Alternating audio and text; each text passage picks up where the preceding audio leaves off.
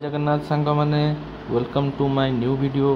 तो आपण मैंने जानी लास्ट वीडियो मु आपण मानक कही जे एग्जाम पर आम माँ चर्चिका दर्शन करा जीवु बांकी अभिमुखे। तो लेट्स गो टू बांकी, enjoy the ride, let's go. Soy arena, oh so bright. Baila conmigo toda la night. El ritmo suena, can you feel? Move your body, it's so real. Vuélvete loco, don't stop now. Sigue el ritmo, I'll show you how. Fuego en el aire, burning high. Feel the heat bajo el sky. Baila, sin parar, shake your body, shine like star. Baila. तो किसी बाट गला पर गोटे जगह रही देखिलु जे महानदीर जल एकदम फुली उठी एवं चारिआडे जलमय हो जाए जगह बहुत सुंदर लगे। तो छोट क्लिप नेलु और पछपटे पहाड़ अच्छी एवं बढ़िया ब्यूटीफुल जगह, सीनरी तो मस्त लगुला।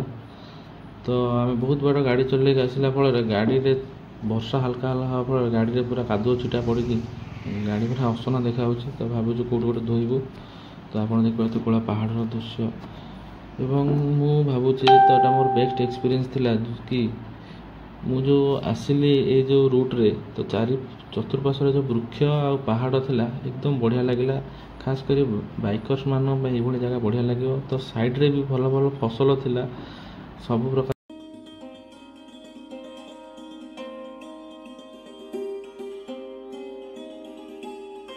आम बांकी एनएससी रे पहुँच जाइए माने बांकी मार्केट रे आम एबे पहुँच जाइए पूरा एवं नीट एंड क्लीन पूरा सफा सुतरा जगह आते भी सकाल सकाल भिड़ ना ट्राफिक। तो आराम से आम जाऊँ। तो चलते जी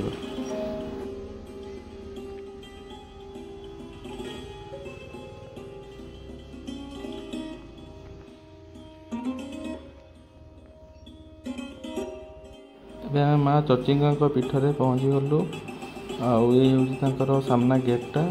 तो माँ आमर पर्वत पर अच्छा। तो आमको सीढ़ी चढ़ी ऊपर जावा पड़ो। आम गाड़ी स्टाण्ड अच्छी जेहतु रखिकी ऊपर को जीवु आपण को सहित माँ सहित दर्शन कर।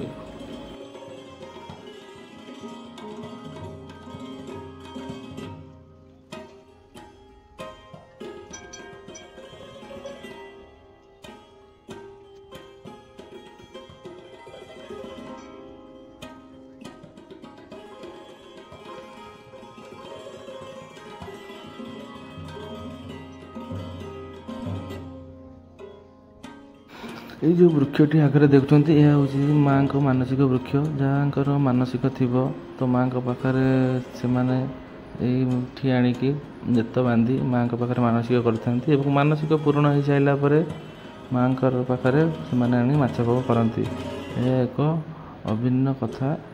तो माँ पाखे हुए। तो चलतु माँ को दर्शन कर।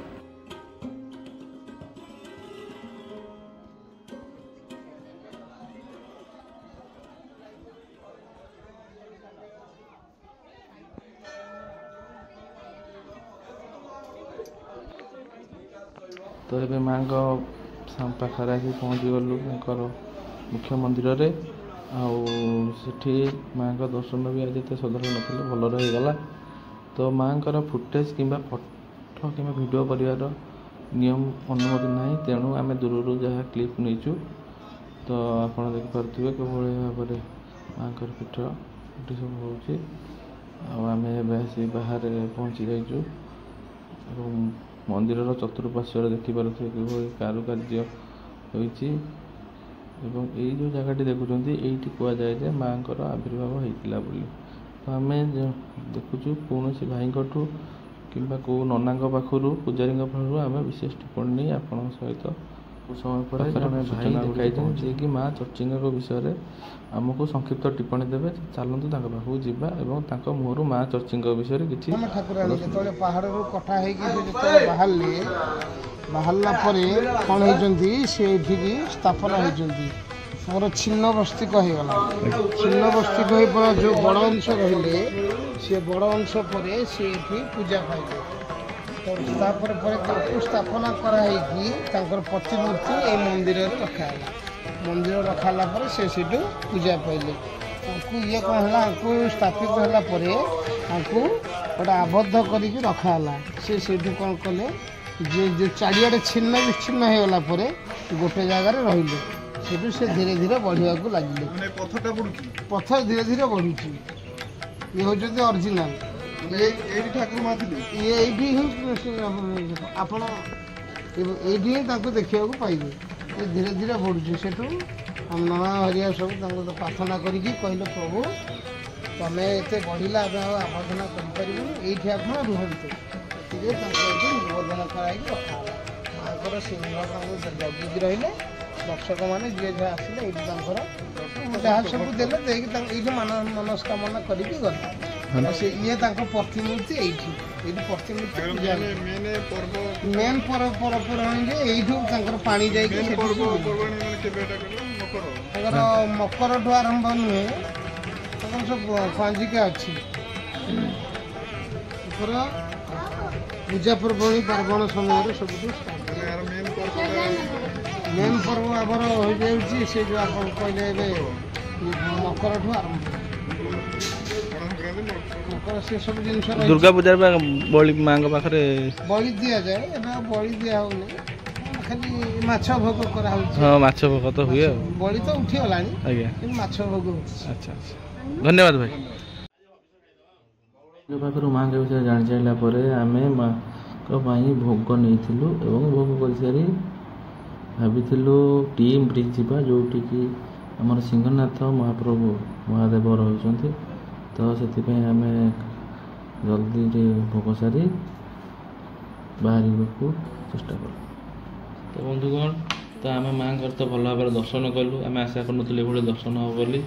ଆଉ ମାଆଙ୍କ ବିଷୟରେ ବହୁତ କିଛି ଜାଣିନଥିଲୁ, ଜାଣିବାକୁ ପାଇଲୁ। ମାଆ ହେଉଛନ୍ତି ଆମ ଓଡ଼ିଶାର 51ଟି ଶକ୍ତିପୀଠ ମଧ୍ୟରୁ ଅନ୍ୟତମ।